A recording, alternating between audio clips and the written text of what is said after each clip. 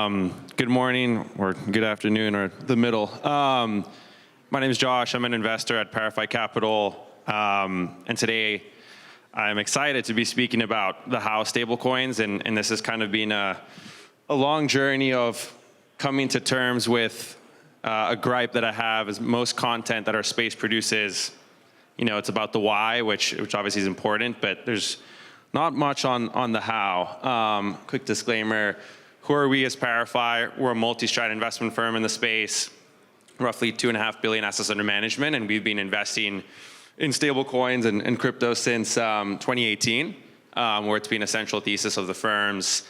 But maybe you could say we're a little too early.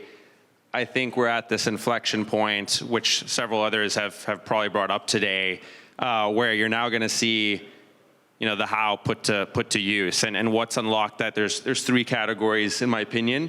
Regulatory clarity, so from Genius to Mika to what Mass is doing here. Finally, giving institutions the perceived path of adopting this technology, whereas before they had no clarity.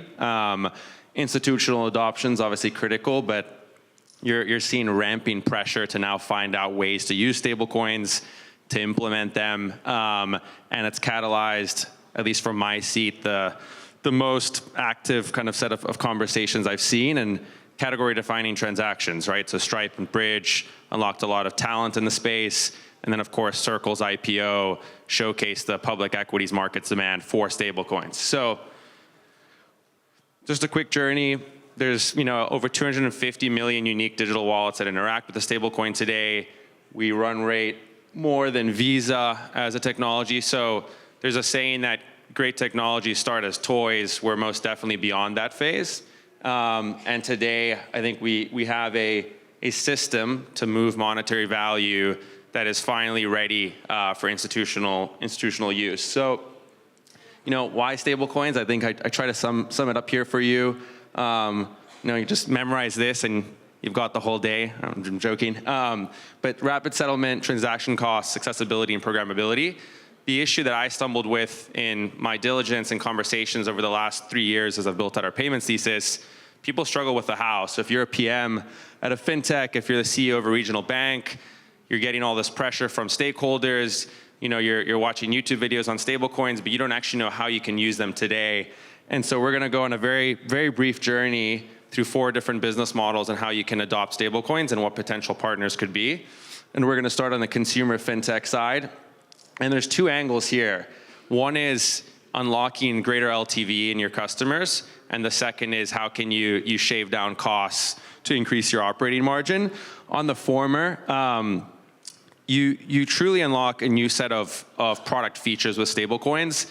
The most easiest is remittance. And I think you're actually going to see a host of new neobanking models where companies are going to position their core product stack around stablecoins in order to unlock features such as remittance, USD saving and spending, which is actually very interesting in the global south, new asset trading and servicing from crypto to tokenized real world assets. And you're seeing businesses like this today generating, tens of millions of dollars and growing really fast. But you're also going to see businesses like Nubank adopt them as well, because what you're doing is you're effectively layering on more products for your users and increasing that LTV. The second, of course, is cost savings and efficiency. I'll throw a Vlad quote out there. Weekend settlement is something that stablecoins can be very conducive to and effectively lowering your working capital needs. But how do you do this today? Well, with onboarding, you have someone like Bridge, where you can move between Fed system and stablecoins. You can then have virtual accounts through them, through Fireblocks, through Yellow Card, and you can effectively also launch your own stablecoin through M0 or Paxos. So we'll keep this going just in the interest of time. Payroll providers, one of the craziest industries I've gotten to spend time in. I don't know if any of you guys receive money from a foreign company, but it's actually extremely burdensome. It takes time, and then you end up paying for it. How do you pay for it? There's an implicit cost of capital because you wait 2 to 3 weeks, or you actually pay fees. Today, you can effectively build a full closed-loop payment processing network on stablecoins. You can go and, let's say I'm a company and I'm paying all of you, my foreign workers. I'll wire money. It goes into a Bridge Circle account. It then gets moved into stablecoins as part of the processor. You then disperse those programmatically. You can do some very interesting things with it. You can disperse it over time. You can disperse it differently based off of bonus schemes, et cetera, but that's all smart contract coded. It goes to the employees. They receive it straight away, and then they can go and they can spend it on their stablecoin enabled cards by Rain, for example, or they can go and put it into a tokenized T-bill product by Superstate or Securitized. So you can actually have a full loop that's stablecoin based, and instead of waiting 2 to 5 days and paying 400 to 600 basis points, you can now reduce that spread to basically minimal. And then we're gonna end it here with 2 other business models. So global treasury management, it's our thesis as a firm that multinational companies will now run with a single pool of working capital. If they're New York based, for example, it'll be USD denominated. I think G7 countries, you're still probably going to use the banking system because liquidity and speed of money movement is pretty good. But when you look outside the G7, you're going to go with virtual dollar accounts. And what this effectively allows you to do is you can manage one single pool of working capital. You can move it between your subsidiaries and your regional offices, and do so at a speed and at a fee basis point that just wasn't possible before. And you're going to use players like Yellow Card and Fireblocks that power that stablecoin to fiat bridging. Last but not least is card issuance.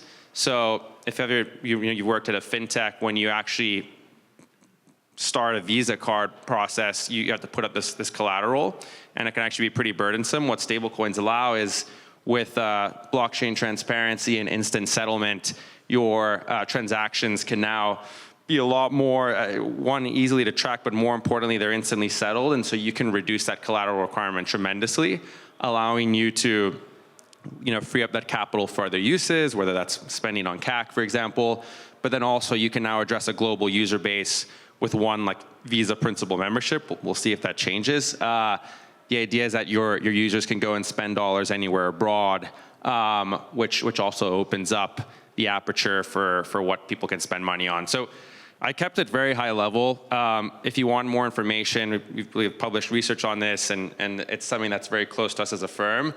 But I will impart on you the fact that there is no more waiting, because your competitors are moving on stablecoins already, and just from the shareholder pressure we've seen in certain companies, it really is a question of when, not kind of if.